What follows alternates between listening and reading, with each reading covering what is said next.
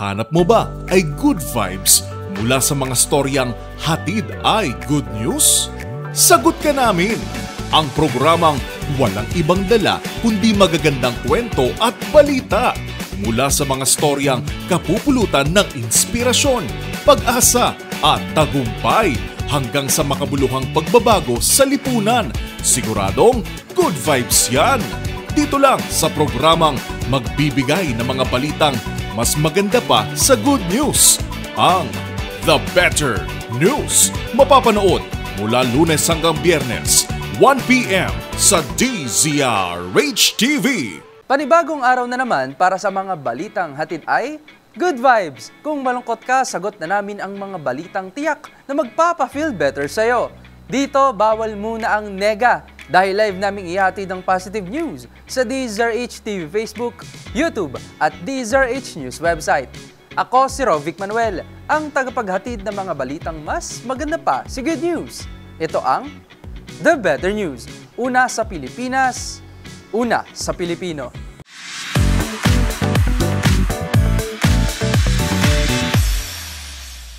Una sa ating The Better News ngayong araw, nagsilbing inspirasyon ang tagumpay ni two-time Olympic gold medalist na si Carlos Yulo sa ilang kabataan at maging atleta upang magpatuloy sa kanilang pag-abot ng kanilang mga pangarap. Ang proud moments na yan ng ilang mga kabataan na nag-abang sa Heroes Parade, panoorin sa The Better News Report na ito.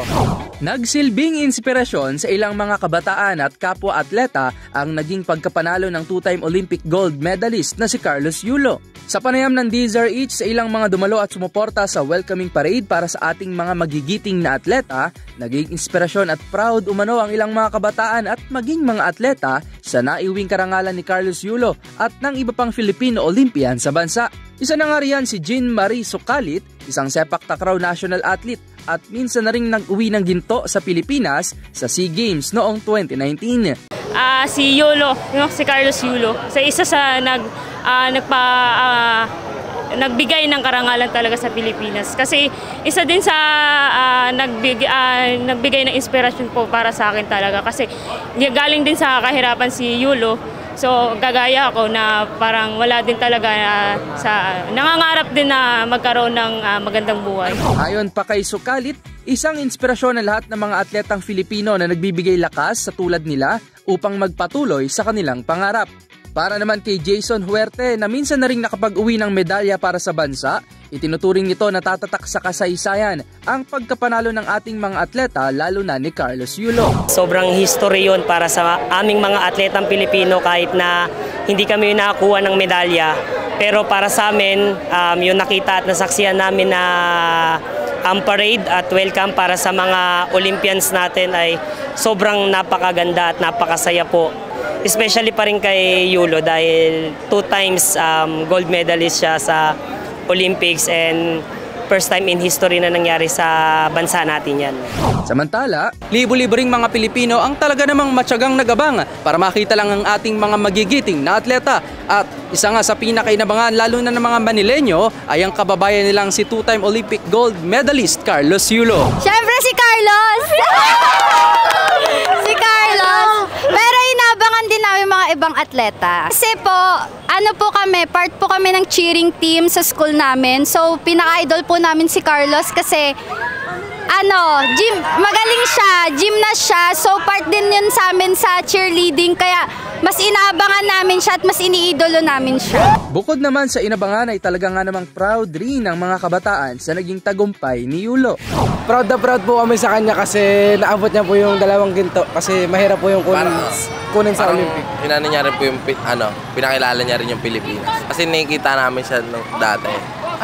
Nag-gaano pa lang siya, parang sumusubok pa lang siya. Tapos ngayon, nakaka-proud. Samantala, naging matagumpay naman ang Heroes Welcoming Parade ng mga atleta na inabangan at sinuportahan ng nasa 25,000 na mga Pilipino. Para sa MBC TV Network News, ito si Rovic Manuel, una sa Pilipinas, una sa Pilipino.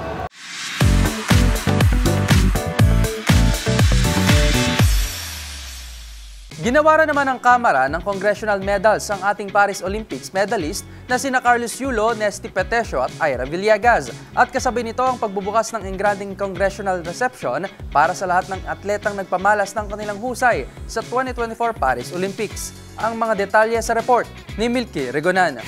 Hindi nagpahuli ang Kamara sa pagbibigay ng karangalan hindi lamang sa mga nakakuha ng medalya kundi sa lahat ng Pilipinong atleta na lumahok sa katatapos pa lamang na 2024 Paris Olympics. Sa panguna ni House Speaker Martin Romualdez, iginawad kay Carlos Yulo ang Congressional Medal bilang pagkilala sa karangalan na ibinigay nito sa ating bansa. Ayon kay Romualdez, ang panalo ni Yulo ay sumisimbolo sa husay at katatagan ng mga Pilipino na kayang mahipagsabayan sa mga galing na atleta mula sa iba't ibang panig ng mundo. Bukod kay Yulo, ang congressional reception ay para sa lahat ng mga atletang Pilipino na lumahok sa Paris Olympics, kabilang ang mga Pinay boxers na sina Nesty Petesio at Ira Villegas na kapwa nakakuha naman ng bronze medals. Umaabot na sa 6 million pesos ang ibinigay ng Kamara kay Yulo at tig 1 million pesos sina Petesio at Villegas. Una rito, pinagtibay na ng Kamara ang House Resolutions 1864, 1915 at 1916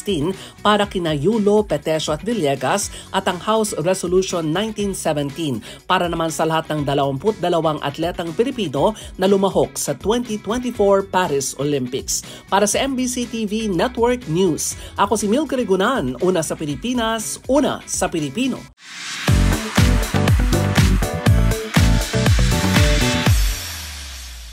Kasunod naman ang mga gantimpala mula sa opisina ng Pangulo at mula sa Kamara, paparangalan din sa Senado ang mga atleta nating lumahok sa 2024 Paris Olympics. Ito ay bilang pagkilala sa maituturing na best finish ng Pilipinas sa kasaysayan ng Olympics sa loob ng isang siglo. Iyan ay sa pangunguna ni double gold medalist na si Carlos Yulo. Ang iba pang detalye tutukan sa report ni Raymond Dadpaas. 18 mga Senate resolutions ang inaprobahan ng mga senador bilang pagkilala sa lahat ng mga atletang Pinoy na lumahok sa katatapos na Paris Olympics. Nakatuon ito sa 2 gold medal na nakamit ni Carlos Yulo sa larangan ng gymnastics at ang 2 bronze medal na nakamit ni Nesty Petesio at Ira Villegas sa larangan ng boxing. Ayon kay Senador Christopher Bongo, na siyang chairman ng Senate Committee on Youth and Sports, gumuhit ng kasaysayan sa Paris Olympics ang ating mga atleta dahil sa kauna-una ang pagkakataon sa loob ng 100 taon ay naging matagumpay ang paglahok ng ating mga atleta, lalo na't nangyari ito sa 18th at 19th Congress kung saan siya kabilang. Umaasa si Senador Go na mas marami pang mahimok sa sports sa pamagitan ng isinulong nilang pagtatayo ng National Academy of Sports.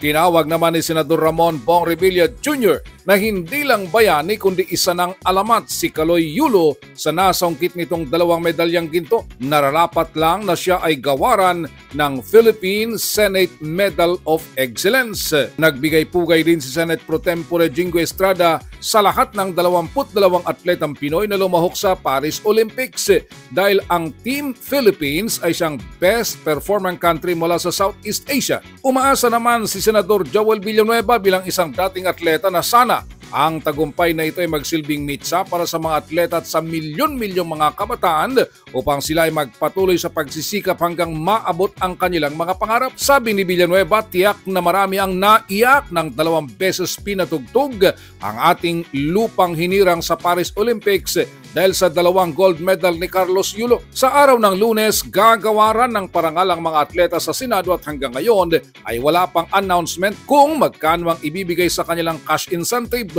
Nauna nang sinabi ni Senate President Francis Chis Escudero na unahin nila ang ibang institusyon na magbigay parangal sa ating mga atleta at hindi nila kailangang makipag-unahan. Para sa MBC TV Network News, ito si Raymond Dadpaas, una sa Pilipinas, una sa Pilipino.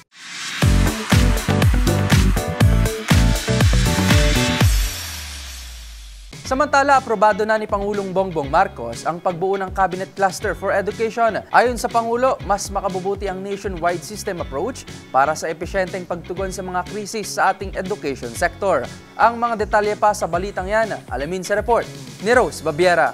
Inaprobahan ni Pangulong Bongbong Marcos ang pagbuo ng Cabinet Cluster for Education na tututok sa pagtugon sa mga krisis sa edukasyon at pag-iimplementa ng reforma sa sektor. Nakipagpulong ang Pangulo kasamang iba't ibang ahensya ng edukasyon upang talakayin ang proposal ng Second Congressional Commission on Education o EDCOM-2 kung saan nakapaloob ang sinasabing paglikha ng cabinet cluster na magbubuklod sa lahat ng ahensya kaugnay ng sektor ng edukasyon. Sinabi ng Pangulo na sa halip na multi-agency ang approach sa educational crisis, ay dapat magkaroon ng nationwide system na siyang haharap para tugunan ng mga ito. Batay sa rekomendasyon ng EDCOM-2, ilan sa mga ahensya na kabilang sa cabinet cluster ay ang Department of Education, Department of Labor and Employment, Department of Budget and Management, Commission on Higher Education, Technical Education and Skills Development Authority, Early Childhood Care and Development Council at iba pang kaugnay na ahensya. Layunin ng cluster na makabuo ng national strategy sa paglutas ng mga issue at pagpapalakas ng pagtuturo at lakas paggawa mula sa early childhood hanggang sa technical vocational education. Iminungkahi ng EDCOM-2 na ang cluster na ito ay dapat pamunuan ng kasalukuyang miyembro ng gabinete na nasa hanay ng edukasyon o ng presidential advisor na may ranggong secretary. Nagpasalamat naman si DepEd Secretary Sani Angara sa mabilis na aksyon ng Pangulo sa pagtugon sa mga problemang ani ay matagal nang kinakaharap ng sektor. Ayon sa kalihim, ipinag-utos na rin ng Pangulo na i-fast-track ang mga aksyon ng ahensya upang mabilis itong masolusyonan. Batay sa tala ng EDCOM-2, ilan sa mga problema na patuloy pa rin kinakaharap ng sektor ay ang kakulangan ng specialized training program sa mataas na edukasyon para sa mga child development workers at teachers, ang patuloy na paglaganap ng bullying, at ang epektibong implementasyon ng Senior High School Technical Vocational Livelihood Track. Ayon naman kay Angara, nakatanggap na ang ahensya ng direktiba mula sa Presidente na isaayos ang SHS curriculum na kasalukuyan na tinatrabaho ng DepEd. Para sa MBC TV Network News, ito si Rose Babiera. Una sa Pilipinas, una sa Pilipino.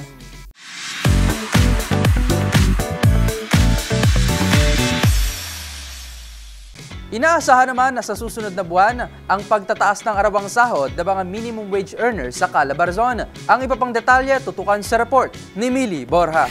Good news sa mga minimum wage earners sa Calabarzon dahil inaasahang tataas ang kanilang daily take-home pay simula sa susunod na buwan. Ayon kay Labor Secretary Bienvenido Ledesma, pinoproseso na ng Regional Tripartite Wages and Productivity Board sa Calabarzon ang magiging wage adjustment. Sinimulan na rin ang public consultation sa petisyon para sa taas sahod ng mga manggagawa sa nasabing rehiyon. Ayon kay Ledesma, nabatay na rin ito sa direktiba ni Pangulong Bongbong Marcos sa RTWPB na suriin ang mga rate at maglabas ng kautusan sa loob ng 60 araw matapos ang anibersaryo ng huling wage order. Matatandaang ang huling wage order sa Calabarzon ay nilabas noong September 2023.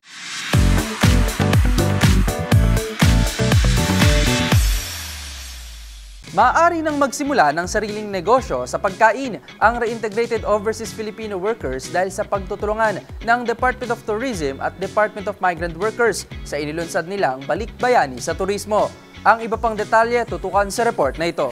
Saan nipuwersa ang Department of Migrant Workers o DMW at Department of Tourism sa paglulunsad ng Balik Bayani sa Turismo, Tourism Culinaria Training na ginanap sa Lingayen, Pangasinan. Sa nasabing programa, maaari nang magsimula ng sariling negosyo ang nasa 41 mga reintegrating overseas Filipino workers matapos ang 3 araw na culinary training. Lain itong paghusayin ng kasanayan at karanasan ng OFWs na bumalik na sa bansa para mapalakas ang kanilang employability sa culinary tourism sector at bilang pagpapakita na rin ng pag-asa at pagkakataon sa mga ito. Sa pagsisimula naman ng kanilang food businesses, nagpaabot ang DFW ng 10,000 pesos financial assistance sa bawat lumahok para sa kanilang pasimulang puhunan sa kanilang sisimulang kabuhayan. Nagpahayag naman ng pasasalamat si DMW Assistant Secretary Venecio Legazpi sa financial assistance sa mga OFW at sa pamahalaang panlalawigan ng Pangasinan sa suporta sa inilunsad na reintegration program.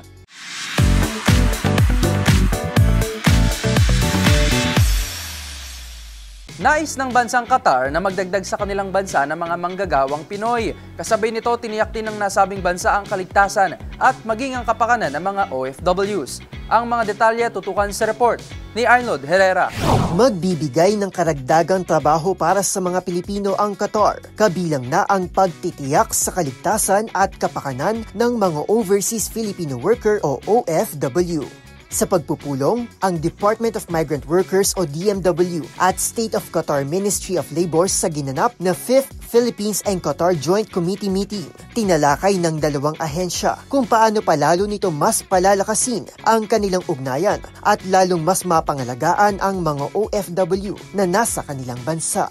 Ayon kay DMW Secretary Hans Leo Kakdak, ang hakbang na ito ay mahalaga upang matiyak ang seguridad at dagdag na oportunidad para sa mga Pilipino habang tinutugunan naman ang pangangailangan ng Qatar sa mga manggagawa. Nais din kasi ng Qatar na mag-employ pa ng Filipino skilled professional workers tulad ng nurse, engineers at architects sa kanilang bansa. Nagkasundo naman ang dalawang ahensya na magtutulungan ito upang mas mapadali ang pag-deploy sa mga Filipino workers habang isinasaalang-alang ang kanilang kalagayan.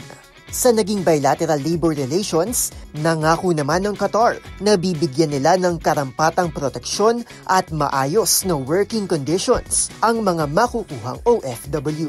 Inihayag din na nagkasundo na ang Pilipinas at Qatar sa pagkakaroon ng mekanismo na magbabawal sa pag-charge ng placement fees sa mga manggagawa.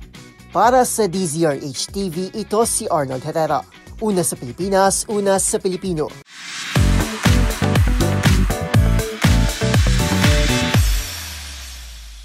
Good news naman tayo pagdating sa sports. Sandamakmak na incentives at regalo ang natatanggap ng ating mga Filipino Olympian na sumabak sa 2024 Paris Olympics. Kabilang na nga dyan ang 4th place finisher sa pole vault na si EJ Obiena matapos niyang makatanggap ng 500,000 pisong cash mula sa lungsod ng Maynila. Para sa Balitang Sports, ihatid yan ni Mili Borja. Natanggap na ng Filipino pole vaulter at world number 2 na si EJ Obiena ang kanyang 500,000 pesos cash incentive mula sa lungsod ng Maynila.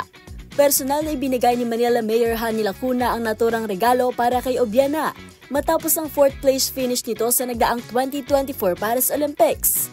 Sa social media page ng alkalde, sinabi nitong proud ang buong lungsod sa pinakitang magandang performance ni Obiena sa Summer Games. Magugunitang na-clear ni Obiena ang 5.90 meters sa nagdaang men's pole vault event. Mas mataas kumpara sa 11th place finish nito sa 2020 Tokyo Olympics. Noong Martes ng gabi, kasama ni Obiena na nagbalik sa bansa ang kapwa nito mga Filipino Olympians. Pero kinailangan na rin itong umalis ng bansa Miyerkules ng umaga, dahilan para hindi na rin ito makasama sa dinaos na Heroes Welcoming Parade. At yan ang mga latest updates sa mundo ng sports. Para sa DZRH-TV, ito si Mili Borja, una sa Pilipinas, una sa Pilipino.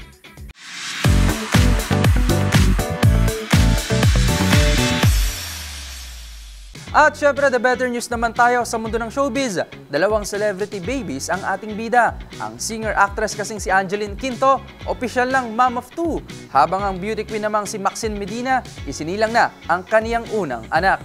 Ang mga detalye sa mundo ng showbiz, ihahatid ng ating showbiz angel. Meet Baby Sylvia, ang ikalawang anak ng singer-actress na si Angeline Quinto. Ang pagdating ng kanilang little bundle of joy ibinahagi sa IG account na ngayon kuya ng si Silvio, ang 2-year-old Sunny Angge. Masayang pagbabahagi ng mga awit were officially a family of 4. Kalakip ang ilang kuwang larawan sa ospital matapos ang kanyang panganganak. Kung matatandaan, last April nagpalitan ng matamis na idea si Angeline at ang kanyang non-showbiz partner na si Nonrev Dakina sa Quiapo Church. Samantala, kung ang singer na si Angeline, mom of 2 na, ang former beauty queen namang si Maxine Medina, first-time mom. Sa IG, pinasilip ni Miss Universe Philippines 2016 ang kanyang baby boy na si Timothy Mateus Ezekiel. Little miracle naman kung ituring na mag-asawang Maxine at Timothy Liana ang kanilang unang anak. Magunita na buwan ng Pebrero, inanunsyo ng beauty queen turned actress ang kanyang pagbubuntis. Noong nakaraang taon, 2 beses ikinasal sina Maxine at Timothy. Una sa pamamagitan ng church wedding ceremony na sinunda ng beach wedding sa Palawan.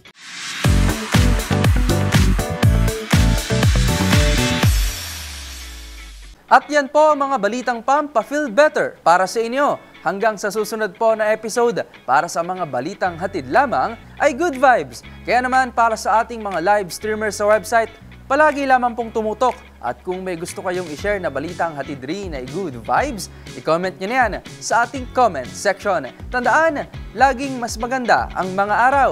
Laging mas maganda ang mood sa pagharap sa buhay. Kung alam mo ang The Better News. Para sa DZRH TV, ito si Rovic Manuel, una sa Pilipinas, una sa Pilipino.